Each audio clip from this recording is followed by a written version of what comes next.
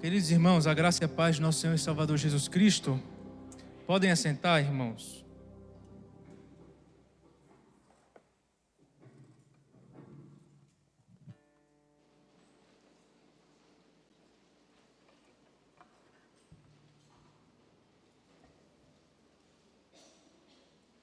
Irmãos, convido-os a abrirem a palavra do Senhor na Epístola de Paulo aos Colossenses. Estaremos meditando nesta noite nos versículos 6 ao versículo 15.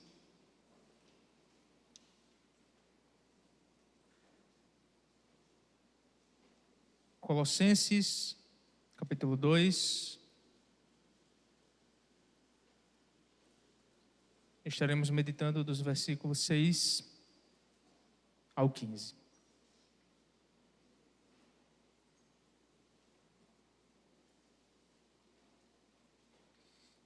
Diz assim, irmãos, a palavra do Senhor em Colossenses 2, versículos 6 ao 15. Ora, como recebestes Cristo Jesus, o Senhor, assim andai nele.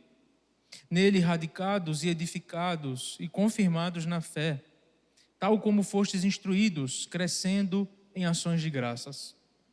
Cuidado que ninguém vos venha a enredar com sua filosofia e vãs sutilezas conforme a tradição dos homens, conforme os rudimentos do mundo e não segundo Cristo.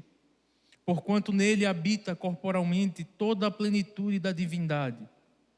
Também nele estáis aperfeiçoados. Ele é o cabeça de todo principado e potestade. Nele também fostes circuncidados, não por intermédio de mãos, mas no despojamento do corpo da carne, que é a circuncisão de Cristo, tendo sido sepultados juntamente com ele no batismo, no qual igualmente fostes ressuscitados mediante a fé no poder de Deus, que o ressuscitou dentre os mortos. E a vós outros que estáveis mortos pelas vossas transgressões e pela incircuncisão da vossa carne, vos deu vida juntamente com ele, perdoando todos os nossos delitos, tendo cancelado o escrito de dívida que era contra nós e que constava de ordenanças, o qual nos era prejudicial, removeu inteiramente, encravando-o na cruz, e despojando os principados e as potestades, publicamente os expôs ao desprezo, triunfando deles na cruz. Amém. Vamos orar? Senhor Deus, fala conosco, ó Pai, através da Tua santa e preciosa palavra. Me usa, Senhor, como instrumento em Tuas mãos, que os nossos corações saiam daqui, Senhor, confrontados pela Tua palavra e que saiamos daqui mais santos do que entramos. Fala conosco, ó Pai. Esta é a nossa oração, no nome do Senhor Jesus. Amém. Amém. Irmãos, estamos diante de um texto que fala parte da obra do que Cristo fez na cruz pelo seu povo. Vimos pela manhã da necessidade que o apóstolo falou a respeito do progresso da fé, em que, como povo de Deus, o povo de Deus deve sempre progredir, nunca estagnar. Que ele desenvolva a sua salvação com temor e tremor diante do Senhor.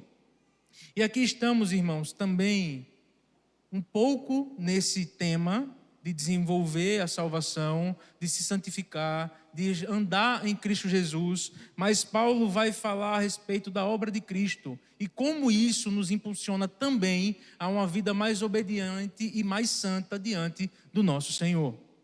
Como nós entendemos o sacrifício e o aspecto da cruz, do sofrimento, a substituição vicária de Cristo Jesus por nós, e nós permanecemos os mesmos.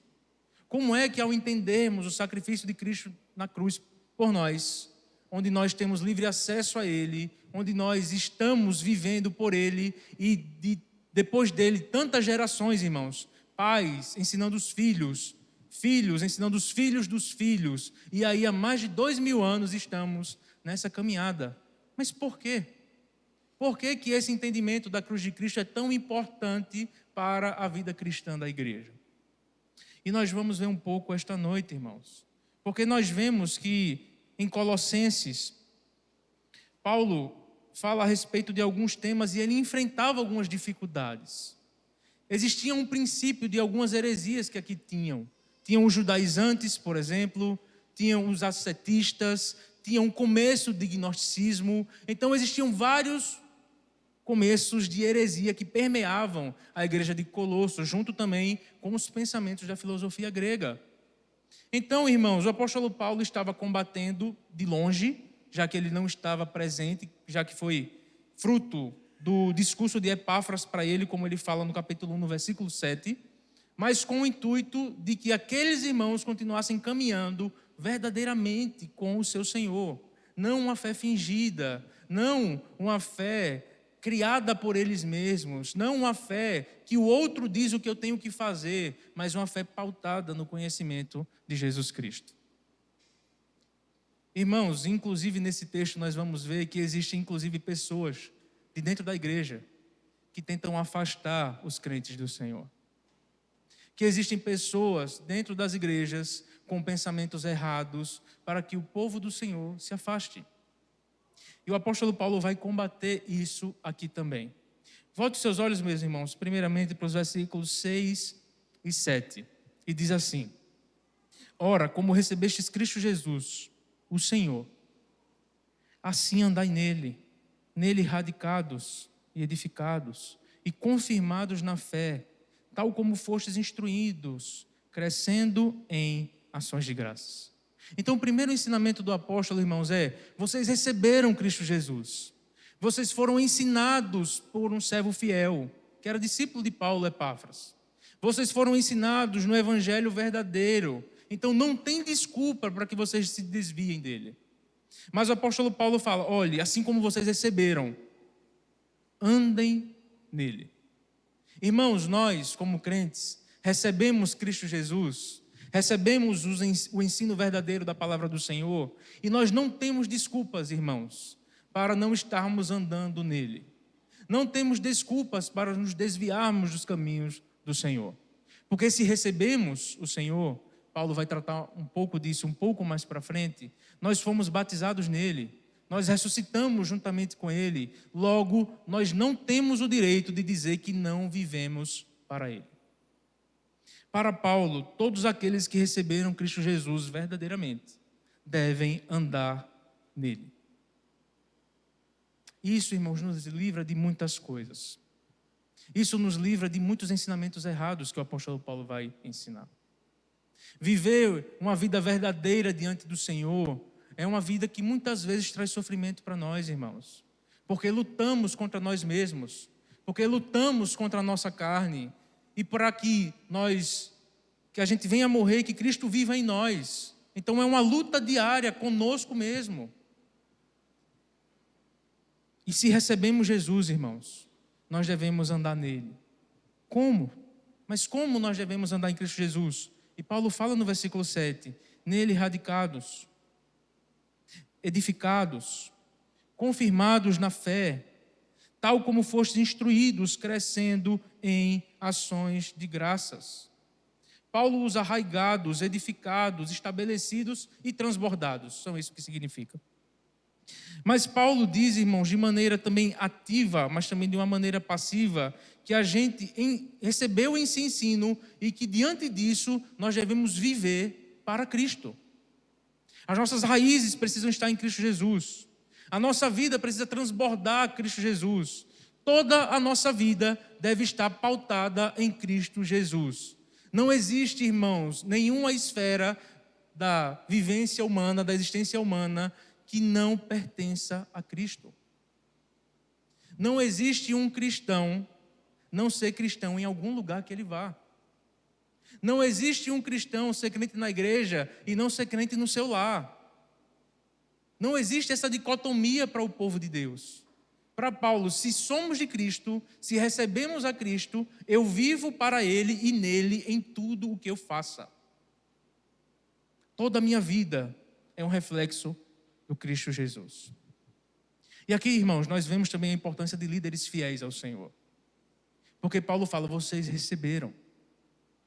Andem radicados, edificados, confirmados na fé, conforme vocês foram instruídos. Então aqui está a importância de liderança fiel na igreja do Senhor. De pessoas que não se preocupam somente com elas, mas com o povo, com o rebanho que Deus confiou nas suas mãos. Irmãos, a gente vê muito por aí, infelizmente,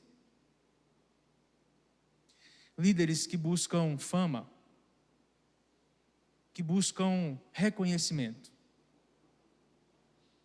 E muitas vezes de igrejas cheias, irmãos. Nós vemos pessoas que só se importam com elas. Mas nós vemos o apóstolo Paulo falando da importância de líderes fiéis. De líderes que através dos seus ensinos e por temor a Cristo, pessoas são desviadas do caminho de condenação e passam a viver uma vida santa diante do Senhor. Por causa de pessoas que obedecem ao Senhor, como Epáfras, como os nossos líderes. E nós vemos pessoas que se preocupam com o povo de Deus, irmãos.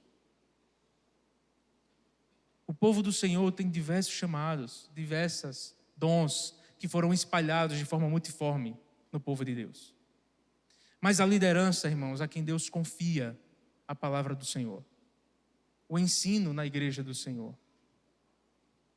Desses, irmãos, Deus cobrará também, caso eles não façam aquilo que Deus requer deles.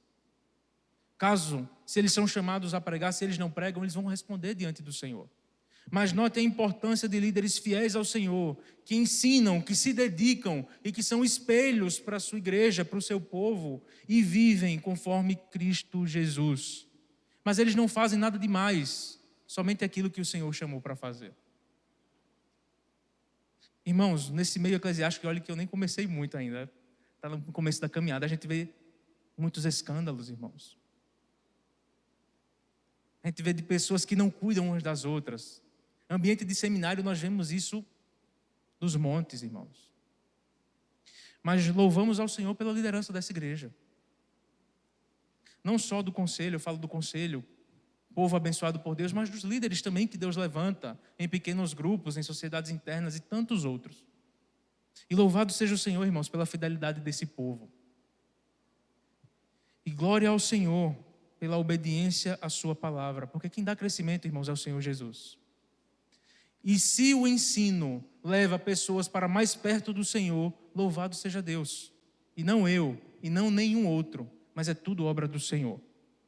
Mas olha, irmãos, ao mesmo tempo que Paulo ensina a respeito da fidelidade e da obediência de líderes fiéis ao Senhor, da importância de líderes que ensinam, que instruem e que as pessoas não vão ter desculpas de se desviar do caminho, porque eles precisam viver no Senhor.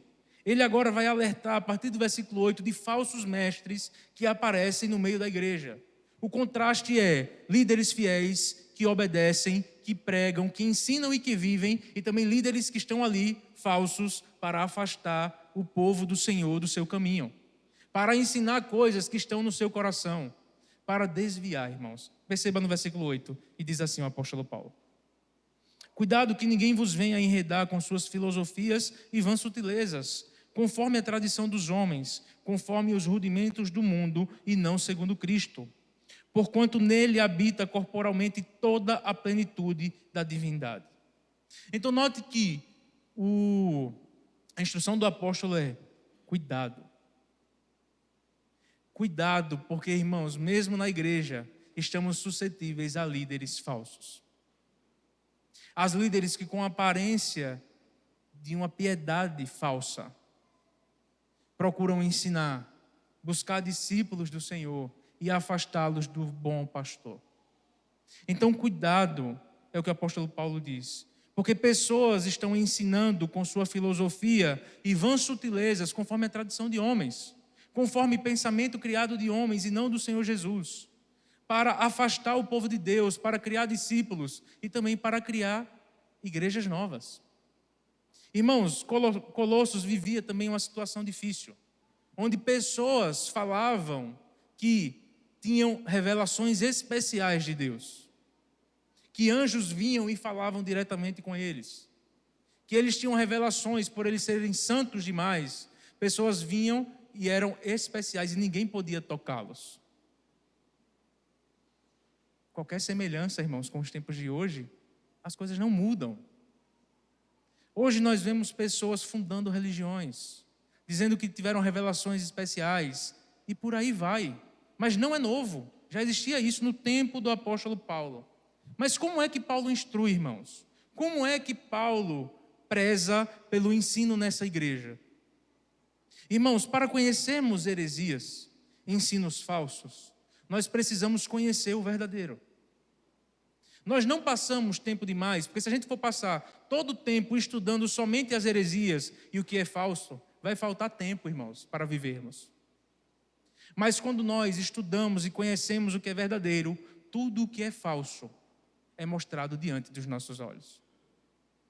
Então, à medida em que Paulo fala e exalta líderes fiéis, ele pede para que o povo tenha cuidado com líderes infiéis. E qual é o argumento de Paulo, irmãos?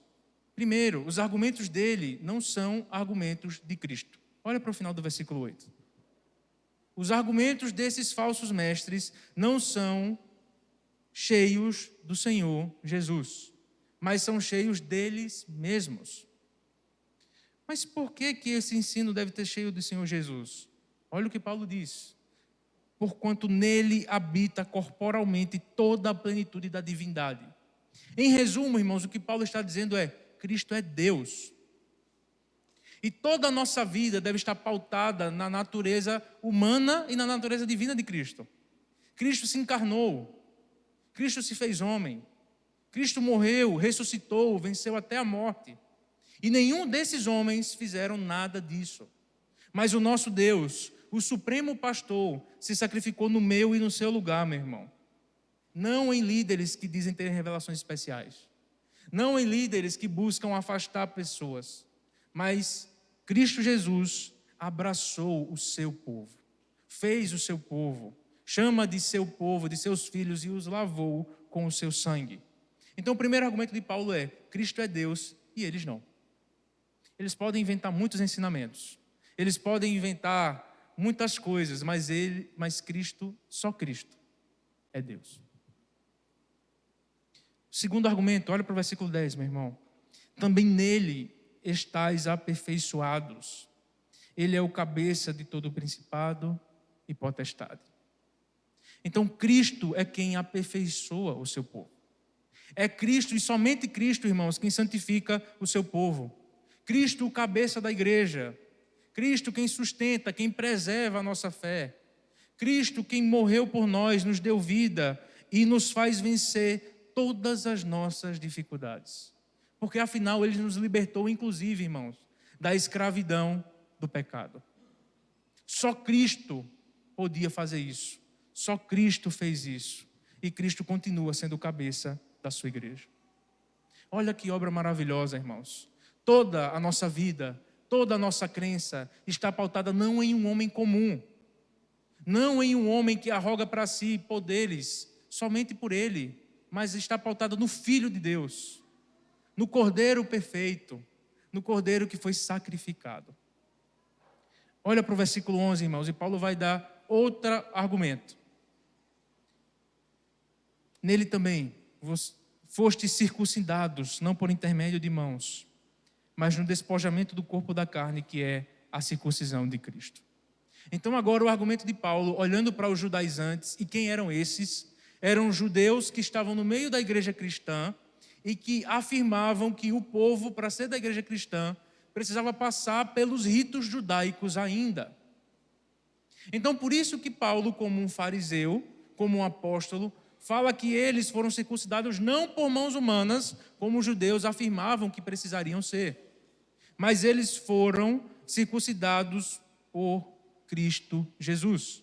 Aquela circuncisão, irmãos, desde o Antigo Testamento, falada sobre a circuncisão do coração. A circuncisão em que faz com que o povo faça parte da verdadeira religião, do verdadeiro pacto do povo de Deus. Então, não só o ensino deles era falso, porque eles ensinavam que Jesus não era Deus, mas Deus também aperfeiçoa esses crentes a viverem uma vida mais santa diante dele, mas também porque Cristo converteu esses homens não por ritos humanos, mas pelas suas ordenanças. Pessoas foram transformadas e continua sendo, e continuará sendo assim, até a volta de Cristo para recolher o seu povo. Pessoas, irmãos, continuam sendo convertidas aos montes por aí. E isso é obra exclusivamente de Jesus Cristo. Cristo afirma em Mateus, no capítulo 16, que as portas do inferno não prevalecerão contra a sua igreja. E assim será, irmãos. Isso é uma promessa. Nunca nessa vida o povo de Deus deixará de existir. O povo de Deus pode ser perseguido, meu irmão. O povo de Deus pode morrer. O povo de Deus pode sofrer. Mas nada e nem ninguém irá acabar com o povo de Deus. Porque Cristo está cuidando. Porque Cristo segue reinando. E assim continuará sendo eternamente. E louvado seja o nome do Senhor, irmãos. E Paulo aprofunda esse ensino que ele falou no versículo 11. Mas afinal, o que é essa circuncisão de coração? Afinal, o que é essa circuncisão de Cristo que é diferente da circuncisão dos judeus? Olha para o versículo 12. E Paulo faz uma conexão do Antigo para o Novo Testamento. Tendo sido sepultado juntamente com ele no batismo, no qual igualmente fostes ressuscitados mediante a fé no poder de Deus que o ressuscitou dentre os mortos. Ele fala, olha, vocês foram circuncidados não por mãos humanas, mas vocês foram batizados com Cristo. Cristo faz uma conexão agora, irmãos, dos sacramentos. Paulo, quer dizer. Faz uma conexão daquilo que era a circuncisão com aquilo que ficou o batismo para a igreja cristã. E Paulo fala da verdade dos ensinamentos de Cristo Jesus na igreja, que já permeava após a ascensão de Jesus Cristo. Em que o argumento de Paulo é que vocês não devem procurar nenhum outro, porque Cristo é quem salvou, Cristo é quem vocês participaram do batismo de Cristo Jesus, mas não só no batismo que prefigura a nossa morte e a nossa nova vida, mas vocês também herdaram coisas quando ressuscitaram mediante o poder de Deus. Irmãos, quando nós vamos evangelizar, ou quando nós estamos ensinando, quando nós falamos somente da morte de Jesus, nós estamos falando de uma obra incompleta. A obra de Cristo não foi somente morrer. A obra de Cristo não foi somente se sacrificar. Mas Cristo ressuscitou, irmãos. Cristo está vivo à destra de Deus Pai. Cristo ressuscitou, venceu a morte para que eu e você tivéssemos vida com Ele eternamente. E isso Cristo fez no seu corpo. Cristo venceu a morte e por isso nós vencemos com Ele. Cristo venceu a morte e por isso eu e você estamos libertos dos pecados. Porque Cristo venceu a morte e porque Cristo ressuscitou, nós estamos vivos. E não há, irmãos, nenhum privilégio maior do que esse. Porque nenhum outro líder poderia fazer isso. Nenhuma outra pessoa ensinando filosofias vãs poderia fazer isso, senão o Filho de Deus, o Deus Filho. E graças a Deus, no batismo fomos sepultados e ressuscitamos mediante a fé no poder de Deus, que ressuscitou dentre os mortos. E aí Paulo vai falar um pouco mais. Mas o que é que isso significa? Morte no batismo e ressurreição, vida. Olha para o versículo 13, meu irmão. E Paulo vai aprofundar um pouco mais. E a vós outros que estáveis mortos pelas vossas transgressões. É um pouco parecido com o que ele fala em Efésios no capítulo 2. E pela incircuncisão da vossa carne, vos deu vida juntamente com ele, perdoando todos os nossos delitos. Então a obra de Cristo, irmãos, foi em que ele ter morrido e ressuscitado, nós tivemos vida. Porque Cristo vive e nós vivemos. Porque Cristo está à destra de Deus Pai, nós podemos dizer, Abba, Pai. Nós esperamos o Senhor como cantamos. Nós esperamos aquele momento glorioso em que o Senhor virá e nos buscará para vivermos eternamente com Ele. Onde o veremos, irmãos, face a face. Foi porque Cristo se sacrificou, foi porque Cristo ressuscitou que os nossos pecados foram perdoados. Todos os nossos delitos foram perdoados. Aqueles que cometemos, aqueles que ainda iremos cometer, todos os nossos pecados foram pagos na cruz do Calvário. Nada, irmãos, e nem ninguém pode nos separar desse amor. É por isso que ao pecarmos, nós não devemos nos afastar do Senhor cada vez mais. E eu sei, irmãos, que muitas vezes nós cometemos os mesmos pecados, nós muitas vezes duvidamos da nossa salvação por isso. E às vezes a gente pensa, Senhor, eu não vou nem pedir perdão, porque eu sei que daqui a pouco eu vou pecar de novo nessa mesma coisa. Mas, meu irmão, Cristo já pagou por esse pecado. Cristo já pagou por esse pecado que nós cometemos dia a dia. Por todos os pecados que cometemos, Cristo já pagou. Isso, irmãos, não é uma desculpa para vivermos pecando. Mas por entendermos a profundidade da obra do Senhor, nós devemos nos afastar cada vez mais dos nossos pecados e correr para perto dele. O Santo Espírito nos move para perto dele, irmãos. E olha o que ele fala mais no versículo 14. Está certo, Cristo, fomos sepultados no batismo, fomos ressuscitados com ele mediante a fé no poder de Deus. Nós que estávamos mortos e era impossível que nós tivéssemos vida, e ele pagou, nos perdoou todos os nossos delitos. E o que mais? Tendo cancelado o escrito de dívida que era contra nós, e que constava de ordenanças, o qual nos era prejudicial, removeu inteiramente, encravando na cruz. E despojando os principados e as potestades publicamente, os expôs ao desprezo, triunfando sobre eles, ou triunfando deles na cruz. Irmãos, a obra de Jesus foi que Cristo pegou a nossa dívida e encravou na sua cruz. Cristo falou: está pago, está consumado. Cristo pega a nossa vida, os nossos pecados e fala: eu paguei. Escrito com sangue, irmãos, o sangue do Cordeiro que foi derramado por nós. Nós que estávamos mortos em nossos delitos e pecados. E agora Cristo pega todas as nossas dívidas, encrava na cruz e fala: está pago.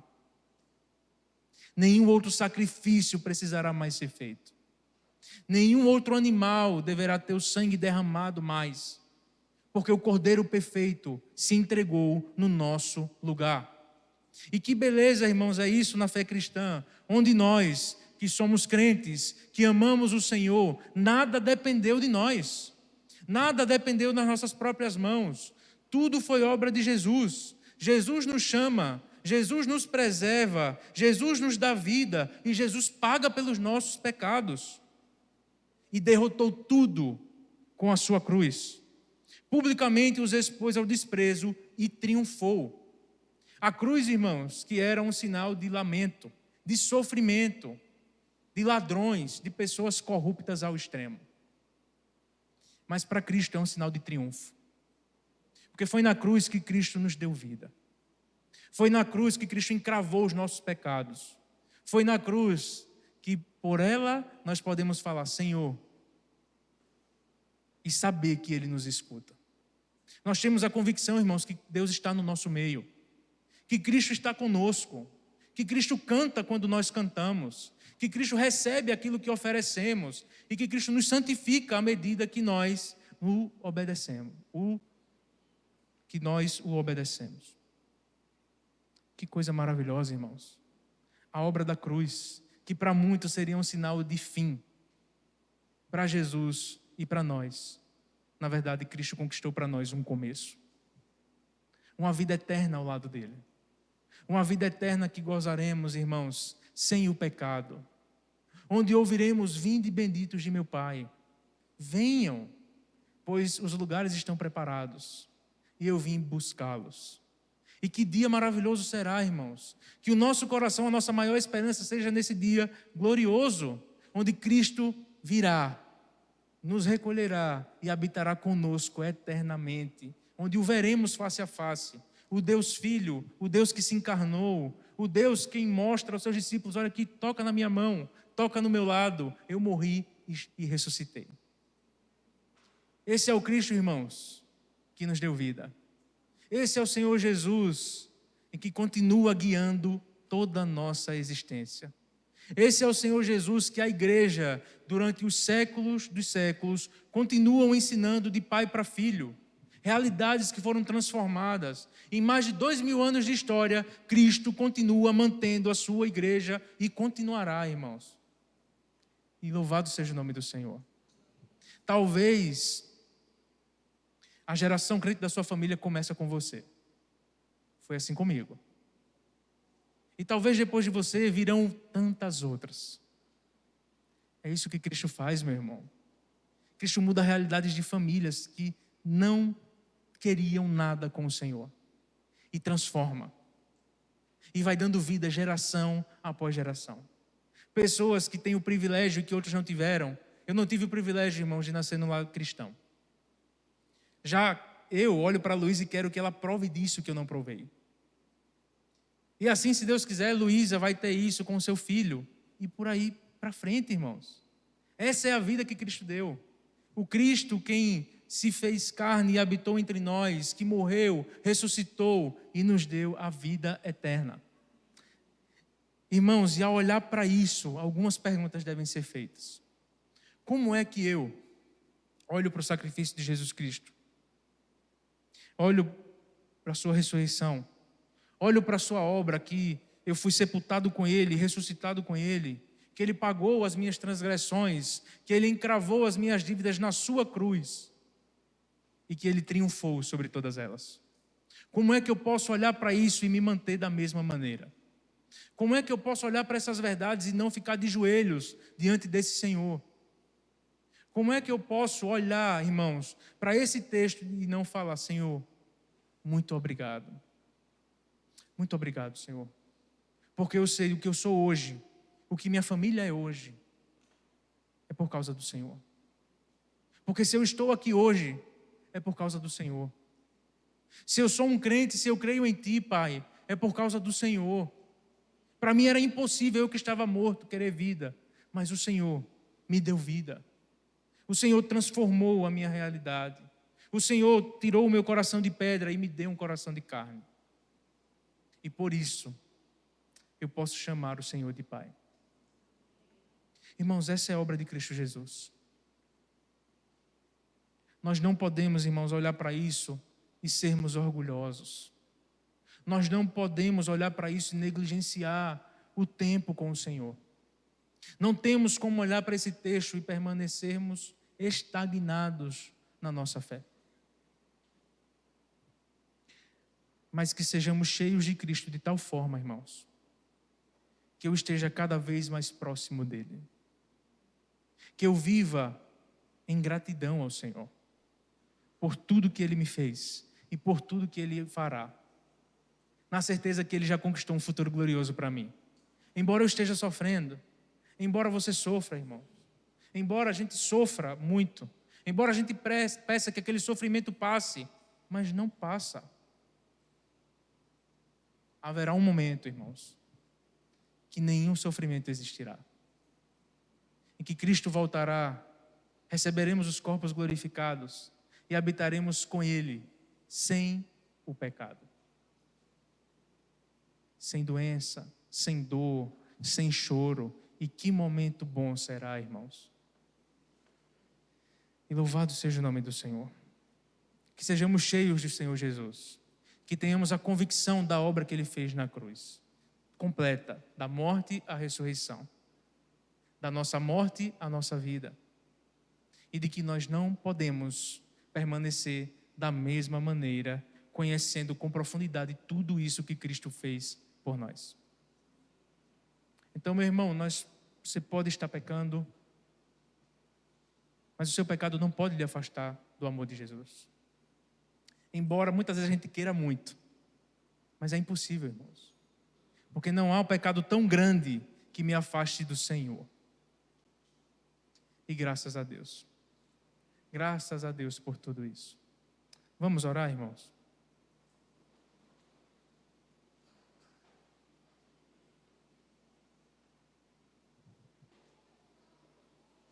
Senhor Deus, nos colocamos diante do Senhor nesse momento, ó Pai, gratos pela Tua obra, gratos, Senhor, por tudo que o Senhor fez por nós, gratos porque o Senhor nos alcançou e nos chamou para perto do Senhor, porque o Senhor nos aproximou pela Tua cruz, porque o Senhor nos deu vida, Senhor, porque o Senhor fez que o Teu Santo Espírito habitasse em nós, porque todos os nossos pecados foram encravados na Tua cruz. E tudo foi pago, Senhor. Tudo que eu cometi, tudo que eu vou cometer, tudo já foi pago pelo Senhor. Nós te agradecemos, ó Pai. Sabemos que não foi de graça, Pai, mas que foi pela Tua graça. Sabemos que quando o Senhor se revelou a nós, nós não merecíamos nada disso, Senhor, e continuamos não merecendo. Mas o Senhor resolveu, na Tua vontade que é perfeita, nos conceder vida e nos transformar. Senhor, se há entre nós pessoas que estão em dúvida, ó Pai, do Teu sacrifício por elas, que o Senhor confirme no coração delas, Senhor, a Tua obra que foi maravilhosa, que foi perfeita, e que vidas sejam transformadas, Senhor, neste lugar. Te agradecemos, Senhor, porque famílias foram transformadas, porque o Senhor os rendeu aos Teus pés, porque o Senhor nos chamou para caminhar com o Senhor, e que nada pode nos roubar isso, ó Pai. Que coisa maravilhosa é orarmos na certeza que o Senhor nos escuta, é orarmos com convicção que o Senhor está no nosso meio, que o Senhor escuta o seu povo, e que neste dia do Senhor, várias outras igrejas separadas pelo mundo todo estão te cultuando, Senhor, estão rendendo louvores, porque também tiveram convicção que o Senhor os redimiu com o Teu sangue. Obrigado, Pai, porque para nós era impossível, Senhor, e o nosso caminho que estava guardado para nós era a perdição, era a condenação, mas o Senhor mudou a nossa sorte, o Senhor mudou a nossa vida, e o Senhor nos concedeu a Tua vida, Pai. Senhor, que esse texto nos impulsione, Senhor, a sermos cada vez mais cheios do Senhor. Que a gente não negligencie o nosso tempo com o Senhor. Que dia a dia a gente se coloque diante do Senhor com gratidão, Pai. Porque não há nada mais valioso nessa vida do que ouvir a Tua voz, do que ser alimentado pela Tua palavra, do que conversar com o Senhor quando oramos, do que quando participamos da Tua mesa do Senhor, na ceia do Senhor. Quando vemos pessoas serem batizadas e professando a sua fé, Pai. Quando vemos crianças que foram batizadas na infância, professando a sua fé e confirmando a Tua obra que foi perfeita, Pai, na vida delas. E nós só podemos te agradecer. Obrigado, Senhor, por tudo. Obrigado, Senhor, pelo Teu amor. Obrigado, Senhor, por tudo que o Senhor fez e por tudo que o Senhor ainda fará por nós. Obrigado, Senhor, porque mesmo quando a gente muitas vezes tenta se perder, o Senhor não deixa. Obrigado, Senhor, porque mesmo pecando, o Senhor nos ama. Porque mesmo tropeçando, o Senhor continua conosco. E nós louvamos o Teu nome. E nós te agradecemos, Senhor. Esta, ó Pai, é a nossa oração. Em nome do Senhor Jesus. Amém.